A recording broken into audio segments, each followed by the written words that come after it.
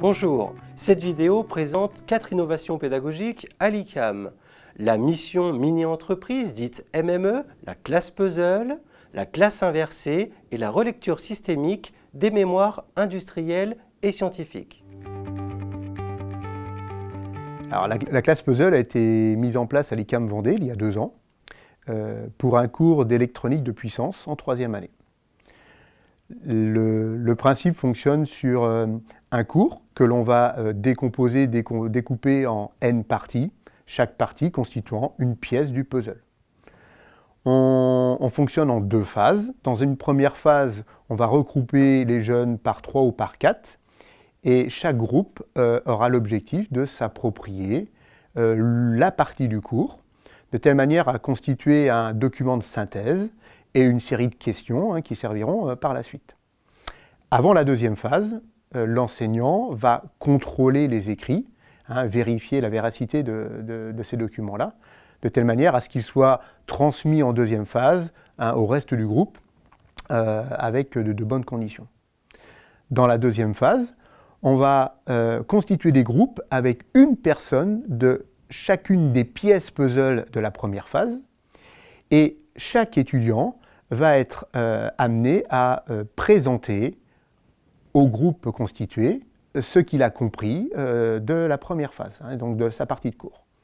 Si bien qu'au global, on va se retrouver donc dans le groupe de la 2e phase avec une succession de différents cours qui vont constituer au global l'ensemble de l'enseignement. On a prévu également une série de tests qui permet aussi aux jeunes de vérifier si ce qu'il a pu transmettre est bien assimilé par le reste du groupe. Alors pour l'élève, l'apport d'un tel enseignement, c'est principalement d'être acteur de son apprentissage, donc d'apprendre et d'apprendre à apprendre, de telle manière à ce qu'il transmette son enseignement au reste du groupe. Alors c'est un peu déroutant dans un premier temps, parce que pour un jeune, il est dans un format classique où c'est l'enseignant qui transmet le savoir aux élèves. Là, c'est l'élève qui va transmettre à un autre élève. Donc c'est un peu déroutant dans un premier temps, mais lorsqu'on explique les objectifs d'une telle méthode, le cours passe très très bien. Pour l'élève, pour l'enseignant, c'est aussi déstabilisant parce qu'il n'est plus du tout dans un enseignement où il va maîtriser complètement la partie qu'il enseigne. Là, on est sur un cours global où, dans la première phase, il va être amené à répondre aux différentes questions sur un cours global. Donc on n'est pas du tout dans un enseignement à durée limitée sur une partie de cours. Donc là, l'enseignant doit être dans une posture très souple sur laquelle il doit s'adapter aux différents enseignements. Et pour l'enseignant, par contre, il y a un avantage, c'est qu'on est quand même beaucoup plus efficace qu'un enseignement classique de travaux dirigés, puisque dans un temps imparti, on arrive à réaliser beaucoup plus de notions de cours et transmettre aussi beaucoup plus d'exercices, de tests pour l'élève. Donc c'est beaucoup plus efficace qu'une méthode classique. On a donc mis en place depuis 10 ans un exercice qu'on appelle MME, Mission Mini-Entreprise, qui est réalisé en première année d'école d'ingénieurs ICAM. Donc le principe des MME, c'est de faire travailler les élèves en petits groupes afin de constituer des mini-entreprises. Donc les petits groupes, c'est par 6. Et à ces mini-entreprises, on va demander des prestations. Voilà, donc on va demander de réaliser quelque chose. Ces prestations sont donc réalisées périodiquement tout au long de la première année et sont en lien avec les enseignements du moment. Donc notamment, on mélange les matières techniques, organisationnelles. Les étudiants vont ainsi apprendre à travailler en équipe dès leur entrée dans l'école, comme on le fait en entreprise, avec tout ce que cela comporte comme contraintes. Communication, organisation, prise d'initiative, positionnement personnel dans le groupe. Et cela va donc contribuer à la maturation de l'élève dès le départ. Donc, du fait des mélanges de matières, ils vont pouvoir aussi s'approprier à leur rythme les enseignements avec une mise en pratique qui est immédiate. contrairement aux cours au TP classique, le fait de laisser une liberté d'action et de faire confiance, de laisser de l'autonomie, ça déstabilise dans un premier temps l'élève, puisqu'il n'est pas habitué à travailler comme ça, mais dans un deuxième temps, il devient plus acteur et rapidement, du coup, demandeur de connaissances. Au lieu qu'on lui donne la connaissance un peu de force, c'est lui qui va être demandeur. Alors pour les enseignants aussi, ça apporte des choses, puisque pour eux, c'est l'occasion de travailler ensemble sur un exercice pratique, de construire une pédagogie, d'être alternativement donc, soit client d'un groupe, soit accompagnateur, soit expert. Et donc cela donc, permet de partager entre collègues un enseignement. Donc l'élève devient responsable de son parcours quelque part, ce qui est aussi intéressant finalement, mais ça va être disons, différent pour l'enseignant. L'équipe enseignante donc, devra du coup avoir une approche globale plutôt qu'une approche classique par matière, par acquisition, par petite approche. Les étudiants sont déstabilisés, comme je disais tout à l'heure, au départ, parce qu'ils ne sont pas habitués à ce qu'on leur laisse l'initiative. Mais par contre, ils apprécient énormément quand ils se rendent compte du bienfait que ça apporte, personnellement surtout, puisqu'ils ont pu évoluer et trouver une place dans un groupe. Et ça, c'est fort quand en plus, c'est dans la réalisation, ils arrivent à construire quelque chose ensemble. En conclusion, voilà, c'est un exercice qui a donné vraiment de la satisfaction, je pense, à la fois aux étudiants et à l'équipe enseignante, et qu'on est fiers d'avoir mis en place. Le principe de la classe inversée, c'est de privilégier le temps qu'on passe ensemble avec les élèves en classe pour les aider à surmonter leurs difficultés. À l'inverse, donc le cours qu'ils devront tout de même réviser, ils vont le faire, mais chez eux. Finalement, ils n'ont pas besoin de l'enseignant pour prendre connaissance du cours. En revanche, ils ont besoin de l'enseignant quand il s'agit de trouver une solution à leurs difficultés. Donc c'est ce que j'ai mis en place dans le cadre du module de robotique, où on a particulièrement peu de temps avec les élèves pour voir beaucoup de choses. Donc on essaie de maximiser notre temps de regroupement voilà, pour que ce soit bien efficace.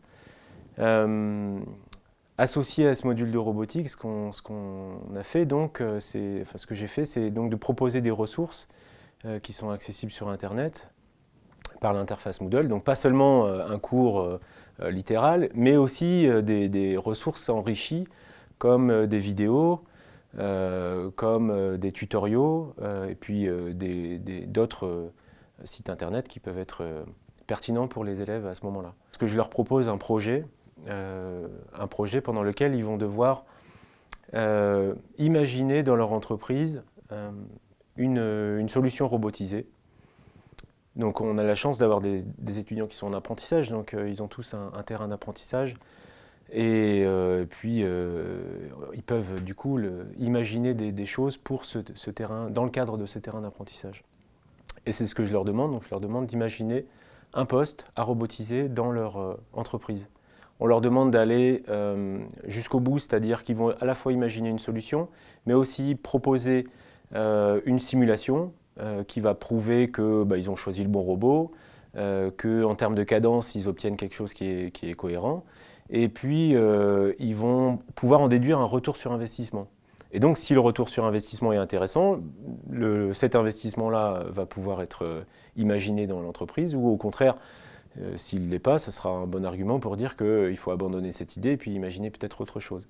Et chaque année, on a plusieurs élèves qui trouvent dans leur entreprise des projets de robotisation qui sont particulièrement rentables. Et c'est intéressant parce que, comme c'est en 4e année et puis qu'en 5e année, ils ont leur projet pré-ingénieur, finalement, tous les ans, on se rend compte qu'un certain nombre d'étudiants ou d'apprentis continue, réalise son PPI sur cet embryon de projet de robotisation. La relecture systémique appliquée aux mémoires scientifiques intervient donc en 5e année. à mi-parcours de projet de mémoire scientifique. L'objectif de cet exercice est une relecture de son fonctionnement de groupe du point de vue relationnel. Le module donc, se déroule sur une durée de 4 heures pour 4 groupes, donc environ une dizaine d'apprentis. Et pendant cette relecture, l'idée est que chaque binôme présente aux observateurs qui sont là la carte relationnelle de leur mémoire scientifique, hein, c'est-à-dire quels sont les différents acteurs qui composent ce mémoire. Donc dans les acteurs, on va évidemment trouver le binôme d'apprentis, mais évidemment en plus le client, quelques fournisseurs, l'ICAM et éventuellement d'autres acteurs.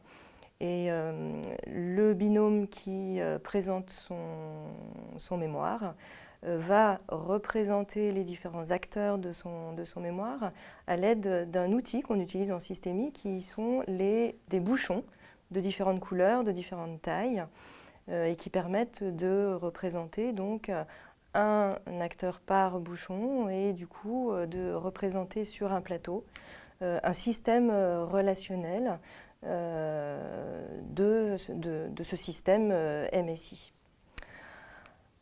Le groupe qui est observé fait part d'une problématique relationnelle au groupe des observateurs.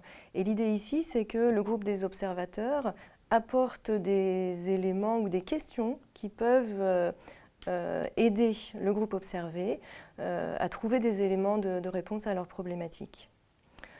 Donc on travaille en différentes phases. Et l'important dans cette relecture, c'est vraiment la question de la posture nouvelle que prennent les apprentis observateurs dans cette séance. C'est-à-dire qu'ils sont observateurs et ils sont en même temps acteurs dans la manière dont ils font des retours au groupe observé. Ces retours portent sur les questions qui se posent à partir de la carte relationnelle représentée et de la problématique que propose donc le groupe observé. Et donc les apprentis qui sont observateurs deviennent pour leurs collègues observés de véritables coachs, des professionnels qui leur donnent des conseils, leur posent des questions pour aider le groupe observé à réfléchir. C'est cette posture qui est intéressante et impliquante pour les apprentis, et c'est aussi ce qui permet de les impliquer dans cette relecture. De même que le jeu des bouchons aussi, qui a un caractère ludique, permet d'abord cet aspect ludique et aussi cette prise de recul que permet cette représentation des bouchons. On parle de la même chose, on a cette réalité sous les yeux, et les bouchons ont cet avantage aussi qu'on peut les déplacer donc sur le plateau et proposer donc des relations nouvelles au groupe observé. Le déploiement de la pédagogie numérique à l'ICAM Vendée cette année, c'est d'abord la mise en ligne de tous nos cours, supports et exercices corrigés afin que les élèves puissent, depuis chez eux, sur Internet, avoir accès à toute la matière nécessaire pour progresser dans leurs cours.